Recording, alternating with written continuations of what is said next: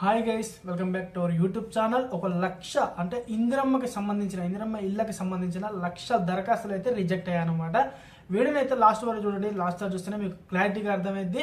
అదేవిధంగా మొదటిసారి కనుక మన ఛానల్ని విజిట్ చేసినట్టయితే ఒక లైక్ చేయండి, షేర్ చేయండి, సబ్స్క్రైబ్ చేయండి.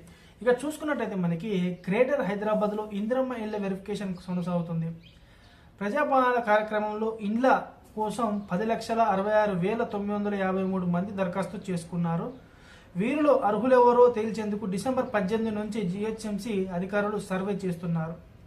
ఇప్పటి వరకు 30 సర్కిళ్లలో 90.69% సర్వే పూర్తయింది. 10% మంది దరఖాస్తులు రిజెక్ట్ అయినట్లు సమాచారం. గురువారం వరకు 9,67,576 దరఖాస్తులు సర్వే పూర్తి కాగా ఇందులో 1,00,000 వరకు పలు కారణాలతో రిజెక్ట్ చేసినట్లు తెలుస్తుంది.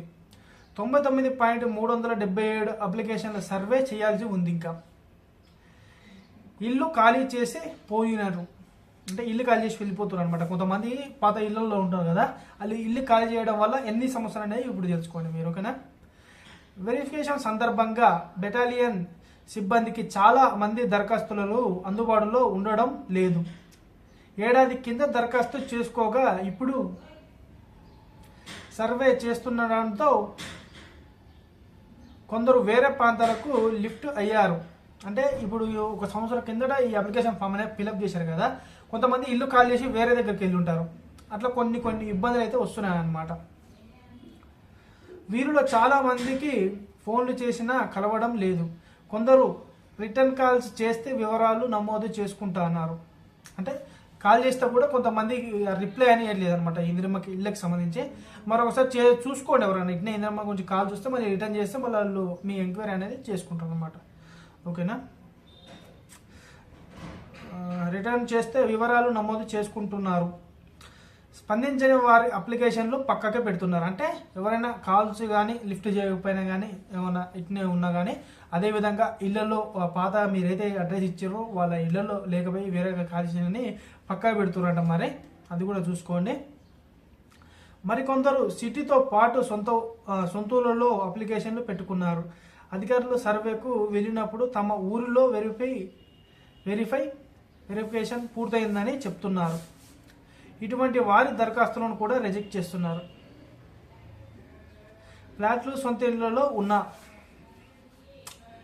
అపార్ట్మెంట్లలో ఖరీదైన ఫ్లాట్లలో ఉంటూ అప్లికేషన్లు పెట్టుకున్న వారు సొంత ఇల్లు ఉన్న దరఖాస్తులు చేసుకున్నట్లయితే అపార్ట్మెంట్లలో ఉంటూ అప్లికేషన్లను పెట్టుకున్న వారు సొంత ఇల్లు ఉన్నవారు దరఖాస్తులు చేసుకుంటున్నట్లయితే నాట్ ఎలిజిబుల్ అనే అప్లికేషన్తో తిరస్కరిస్తున్నారు.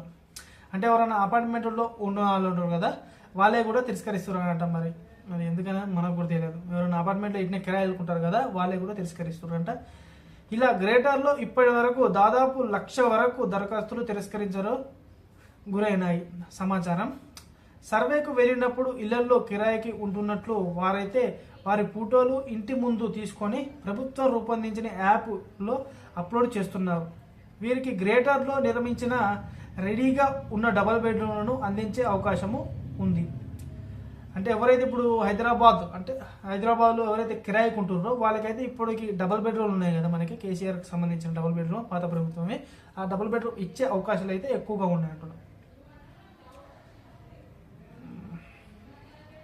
సొంతిల్లు ఉన్న రేకులు ఇల్లు గుడిసెలు అయినట్లు అయితే ఎలిజిబుల్ అప్లికేషన్తో వారి ఫోటోలు గుడిసె ఇల్లు ఫోటోలు అప్లోడ్ చేస్తున్నారు. అంటే ఎవరైనా గుడిసెలు కానీ ఏమైనా పెంకుటీలు ఉంటాయి కదా, వాళ్ళ ఫోటోలు కూడా ఇల్లు తీసుకొని ఆ యాప్లో అనేది అప్లోడ్ చేస్తున్నారు అనమాట.